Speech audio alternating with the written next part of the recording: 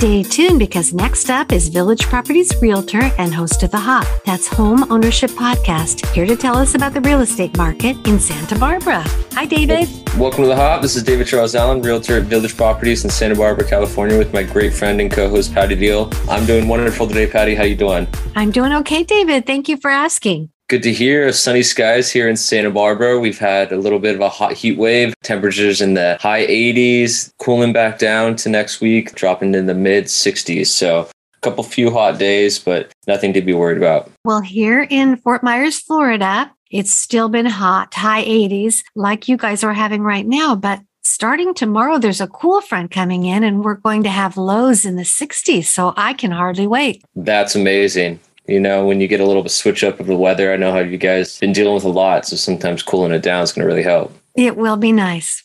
Amazing. And then in terms of how interest rates have performed, we're at 5.75 for 30-year jumbo and 6.75 for 30-year conforming. So not too much change there since last week. We'll see how they go going ahead. Yeah, and how it's affecting the market and how it will continue to affect the market if they continue to rise. Yeah, it's really going to change people's ability to purchase. And I think we say the same thing every week. No one really knows what's going to happen, but there's a lot of information out there to make your best judgment. So, right. It's kind of fun to hear what all the different people have to say, but you get a lot of varied opinions. Yes, very varied. And what should happen, what's supposed to happen, what's going to happen if they do. So it's really hard to judge. Absolutely. And then in terms of how the listings have performed, 8 new listings. I don't know if that's a mistake or something. I know they changed the format on how we search. For some reason, I'm not getting the right dates plugged in there, but it says only 8 new listings, 10 price changes, 15 closed, 7 that went pending, and 0 coming soon. So I'm going to have to work on see if that's right. But if it is, that's extremely low to have 8 new listings. Boy, it sure is. And 0 coming soon. That's kind of odd too, isn't it? Yeah. So I think maybe it's the stats, the whole new browser format. Yeah, that wouldn't be good if it's only 8 new listings. No, it wouldn't. Well, you can give us an update on that next week. Anyway, it sounds like they're not on the rise for sure. So, yeah, exactly. So any questions of the day for me? Yes, David. So I happened to be talking to a realtor out in Florida today. And of course, as I've mentioned, I've been studying to get my real estate license, even though it's taking me forever, doing it very, very slowly. But he said that everybody almost that has been in the process of purchasing a home, they took their offer back because of the hurricane and the damage. Maybe they want to see where things land. And it got me to wondering the legalities when people change their mind about the purchase of a home for whatever reason, how much time they have to do that. And does it have to be for any specific reason? So it is always in good faith. It's supposed to be, at least in California. So you have usually inspection contingency, you have a loan contingency, you have an appraisal contingency, and usually those are all 17 days or so. And that's standard, but you can change them according to what works best for you. So within those contingency period times, if for any reason you have a good faith reason to cancel the escrow, you're totally legal to do that. And the seller doesn't have the right to keep your deposit.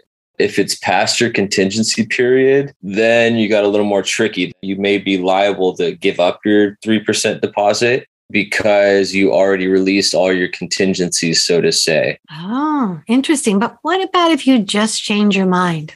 It's really tricky because then it just gets in the legality and technicalities of everything. Most of the time you can find a good faith reason. Sometimes that is just changing your mind. But in terms of how you read the paperwork, it really is going to depend on the seller. If the seller wants you to keep the deposit, it's really going to be situation by situation, because you could just say you have a good faith reason. I mean, the hurricanes itself is pretty good faith. Mm-hmm. But it's really going to depend on the seller and how fast the market's changing. And if they feel like they're getting screwed, then they might try and sue you. It gets complicated if it's not. But as you said, usually in the inspection, something comes up. So you probably could, if you wanted to, find a good faith reason. The thing is, usually sellers don't want to get into a legal battle because then their house is going to be tied up with you still. For any reasons the buyer wants to cut bait, usually the seller is like, okay, just do it if it's in the beginning of the process so I can put it back on the market and sell the home. Right. If they don't, then they're going to have to stay in escrow, and it's going to be super complicated because the legal stuff that could take 6 months, and then they're not selling your home for 6 months. So it's really just going to be dependent on who the seller is and what the issue is and everything like that. Yeah, good advice, David. And then a second question, is it better to price your house correctly or put it a little high just to see if somebody will go for it, knowing that they're probably may offer a little less than your asking price? But if you lower your house, does that hurt your chances of selling? What do you think about that whole thing about pricing your house?